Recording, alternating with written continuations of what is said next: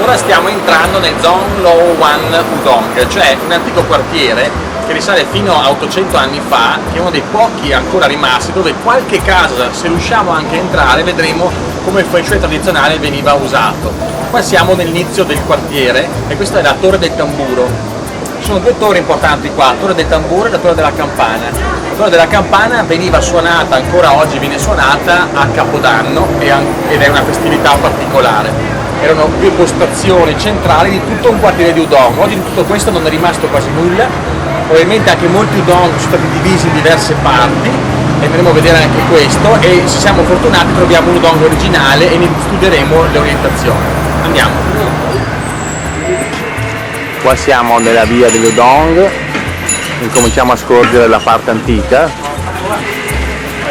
con tutti i suoi ingressi che venivano fatti nord-sud, quelli più importanti, est-ovest nelle case più popolari. Ora ci sono molti negozietti, sono tutti ristrutturati, però adesso andremo a uno originale più antico. Il numero dei gradini, anche questo ha un significato simbolico, si va 1, 3, 5, 7, fino ad arrivare a 11. I numeri dispari erano in qualche modo simbolicamente rappresentanti di una elevatezza sempre del rango della famiglia. All'interno della città proibita. All'interno della città.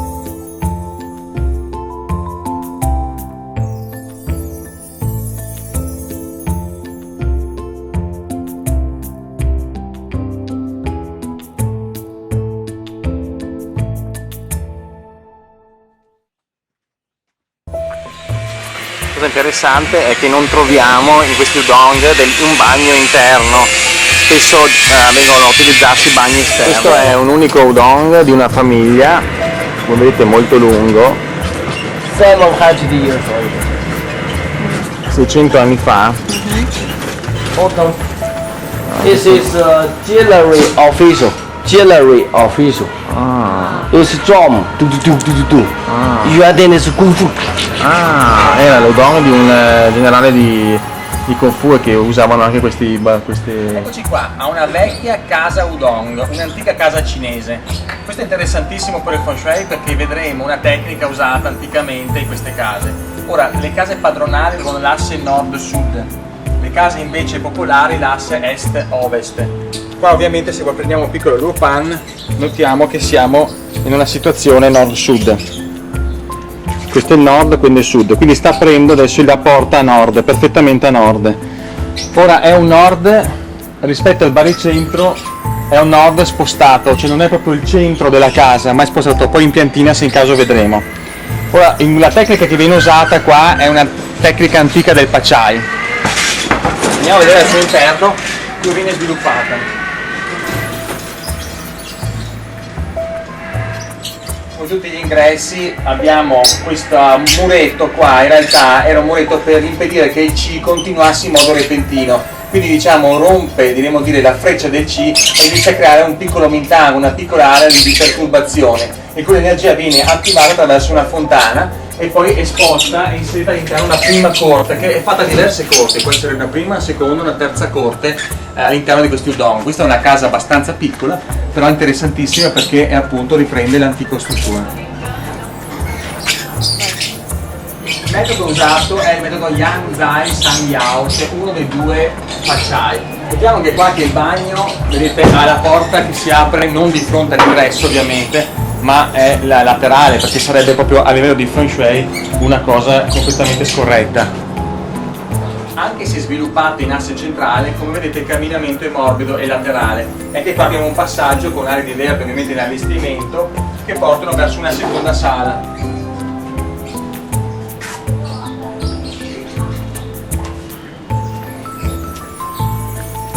Passiamo all'ultima sala di questo piccolo udong. C'è una sala di ristoro come anticamente veniva conservata e diciamo tutti gli appartamenti venivano fatti lateralmente. Ovviamente adesso è un po' in confusione, non si trova mica una cosa originale come all'inizio, però ovviamente c'era la posizione del bagno, la posizione della cucina e la posizione del padronale, che era questa sala più grande. Tutte queste tre posizioni nel Pachai devono essere direzioni favorevoli rispetto alla porta. Ci sono diversi metodi che guardano questo e abbiamo fatto i calcoli. Questo riprende un metodo tradizionale, e cioè che l'ingresso non deve essere in contrapposizione diciamo col padronale o con la cucina, e anche il bagno deve essere non in posizioni favorevoli, perché ovviamente non era accettato. E ci sono diversi stili per questo che nel Feng Shui si studiano ancora oggi. Quindi questo è un bellissimo esempio che fa vedere che il Pachai è una tecnica tradizionale che deriva dal Suan Kong da Gua, quindi non è, come dicono in tanti, una superstizione o un metodo portato dai mongoli o chissà che cosa, è qualcosa che ancora oggi, andando a vedere nel posto originale, si può ritrovare nei suoi assi, nei suoi riferimenti. Come notate qua abbiamo 5 gradini, quindi questa casa era molto nobile. Soltanto il prazzo, diciamo, il prazzo proibito ne aveva 7, quindi stiamo arrivando al top, diremo così, delle case nobiliari. Stiamo entrando in un udong quasi originale. Avete visto prima che era molto complesso poter trovarne di originali, perché vengono tutti quanti costruiti all'interno per persone molto povere, quindi viene completamente devastato. Questo è un portale che vediamo della caratteristica nord-sud, quindi era una casa nobile. Si entra da nord, è un nord di sinistra, adesso noteremo, e vediamo sempre il fronte, il muro che contiene il Qi entrante, quindi lo arresta per il primo Mintang interno. Poi facciamoci un viaggio in questa storia antica e andiamo a vedere un po' com'è l'udong. Thank you. Questa porta che frena, diciamo, il Qi, e di solito c'è sempre un'icona, un'immagine, qualcosa che caratterizza anche la famiglia. Questa è una famiglia benestante, nobile. Appunto, o delle scritte troviamo. Abbiamo la prima sezione, diciamo, che stavano i figli, stavano, diciamo, la corte anche. Più andiamo internamente, più troviamo invece diciamo, le parti delle camere da letto dove stavano i genitori o, diciamo, le persone più dentro la famiglia. Ovviamente è fatto a corti, un po' come lo stile romano, e troviamo le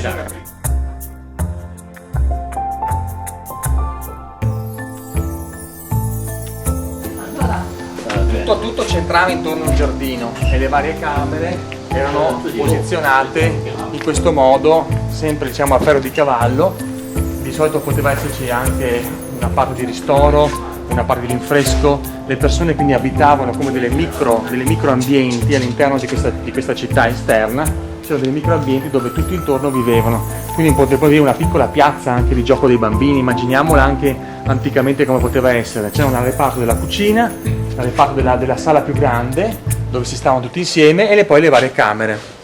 E poi c'era anche il bagno. Solo le case nobiliari avevano il bagno, perché ancora oggi troviamo per esempio i bagni che sono esterni. Nel Feng Shui infatti il bagno viene considerato negativo, e pensate perché il bagno qui è anche super usato esternamente, anche perché proprio viene vissuto poco, diciamo, in senso dell'igiene che abbiamo noi in Occidente.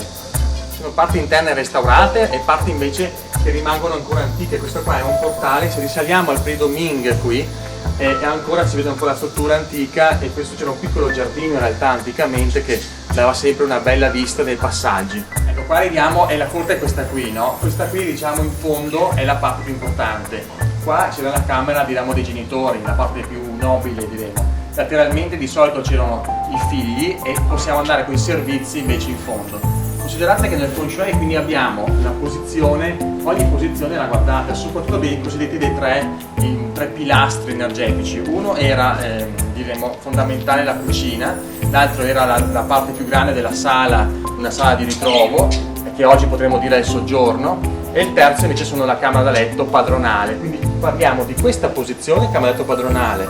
La cucina parliamo di questa posizione laterale, E poi abbiamo invece le altre camere che si suddividono per diciamo, i figli, che però non erano guardate dal maestro del Feng Shui nella sua massima importanza. Nella sua massima importanza viene guardate invece le porte, i passaggi, le porte e soprattutto la porta d'ingresso, quella che abbiamo visto noi, deve essere legata attraverso diversi studi, diciamo, e scuole, potrebbe essere trigrammi, gli elementi, i trigrammi messi insieme, può essere il rapporto tra un elemento e la posizione, diciamo, dell'elemento che guardiamo della porta, del bagno, o dell'elemento del sitting, il sitting in questo caso in questa direzione qua perché guarda il fronte che è di lì, e quindi la posizione dell'elemento del sitting rispetto alla porta, tutti questi collegamenti devono essere tutti di valenza positiva. Sono diversi metodi, diverse scuole, il Pachai li raduna in questo periodo questi metodi nelle due diciamo, sezioni, di cui una in particolare noi studiamo nella scuola dell'architettura italiana di Feng Shui.